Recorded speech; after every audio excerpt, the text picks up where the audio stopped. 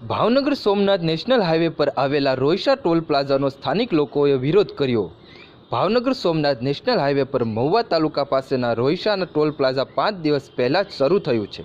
સ્થાનિક લોકોનો વિરોધ છે કે સૌથી મોંઘું અને ખર્ચા ટોલ પ્લાઝા મહુવાવાસીઓ અને ખેડૂતોને આર્થિક બોજ સહન કરવા વારો આવી રહ્યો છે, જેના વિરોધમાં મહુવા અને આસપાસના ગ્રામ પંથકમાં રહેતા ખેડૂતોએ સૂત્રોચ્ચાર કરી ટોલ પ્લાઝાનો વિરોધ કર્યો હતો।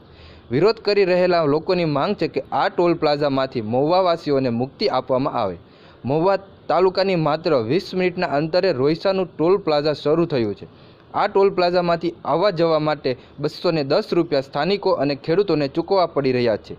અજય બુદેલિયા, ભાવનગર।